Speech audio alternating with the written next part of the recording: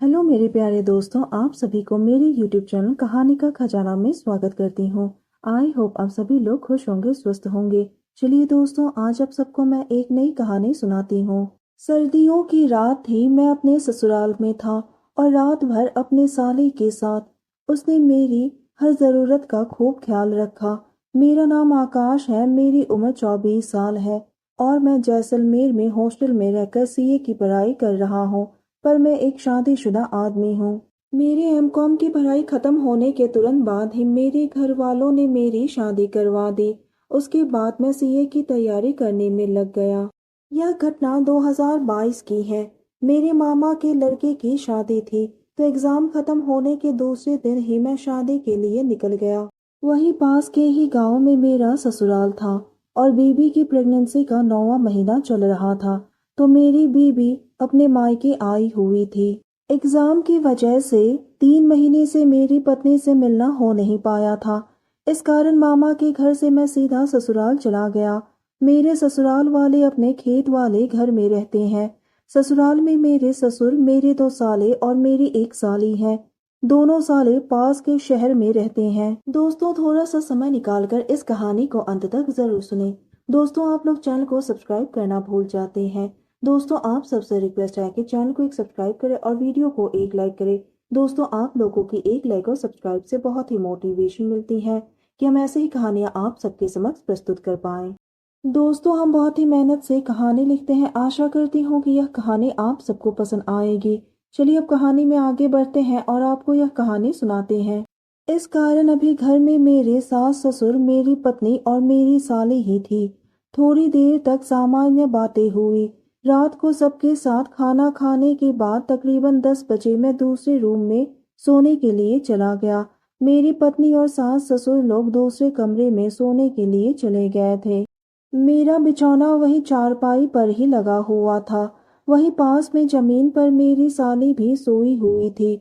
उसका सर दर्द हो रहा था, तो मैंने उसे बोला, तुम चारपाई पर सो जाओ। तो वह चारपाई पर आ गई और मैं नीचे लेट गया। इस समय तक मेरे मन में मेरी साली साहिबा रानो के लिए कोई गलत ख्याल नहीं आया था।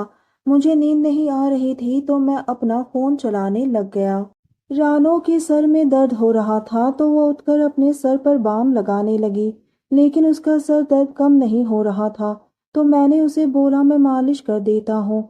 तो वह चारपाई से उतरकर नीचे आ गई। सर्दी का समय था, तो वह अपना सर मेरी गोदी में रखकर सो गई और मैं मालिश करने लगा। मैं उसकी बालों को सहला रहा था, जिसका उसे भी पता लग गया, लेकिन वह ऐसे ही लेटी रही। थोड़ी देर मालिश करवाने के बाद वह चारपाई में लेट गई। अब मेरे मन में भी अलग तरह के विचार आने लगे, लेकिन मैं पहल भी नहीं करना चाह रहा था। तो मैं ऐसे ही लेटे लेटे फोन चलाने लगा और रानो भी चारपाई पर लेटी हुई मेरी ओर ही देख रही थी। अब रानो भी मुझे अलग नजरों से देखने लगी। वो वापस चारपाई से उतरकर मेरी रजाई में घुस गई और वह भी मेरी ओर पीठ करके सोने लगी। उसकी पीठ मेरी छाती पर लग रहा था। मुझे अब रानो की ओर से संकेत मिल चुका था, तो मैं भी उसे पीछे से पकड़ लिया और उसकी गर्दन पे किस करने लगा और इसके साथ ही उसके मुंह से धीमी धीमी हल्की हल्की सिसकारियां निकलने लगी। मैंने उसे अपनी ओर घुमाया। वह मेरी ओर देखकर कहने लगी, मुझे अब और मत तड़पाओ। उसके इतना कहते ही मैंने उसके होठों को चूम लिया। तब उसको मैंने बोला, अगर तुम चाहती हो तो ही। तो उसने हाँ में अपना सर हिला दिया। यह इशारा मिलते ही मैंने उसके होठों पर अपनी होठ लगा दिए और उसकी मन की मुराद पूरी करने में लग गया। मैंने अपनी साली से पूछा, क्या तुम्हारा कोई यार दोस्त है? पहले तो उसने नानुकुर किया, लेकिन बाद में उसने अपनी चुप्पी तोड़ी और हाँ में जवाब दिया। और मुझे समझने में देर नहीं लगा कि वह अपने यार दोस्त के साथ भी। अब वो धीरे धीरे लंबी और गहरी सांस लेने लगी। उसके चेहरे की हाव भाव से साफ पता चल रहा था कि वो बहुत ही खुश है। और इसी तरह से 25 मिनट यूं ही हम दोनों एक दूसरे के साथ व्यस्त रहे। मुझे भी खुशी का अनुभूति हुआ। एक अलग ही सुख का एहसास हो रहा था। सर्दी में भी गर्मी अनुभव हो रही थी। थोड़ी देर बाद हम दोनों शांत होकर करीब 10 मिनट तक एक दूसरे की बाहों से लिपटे हुए थे।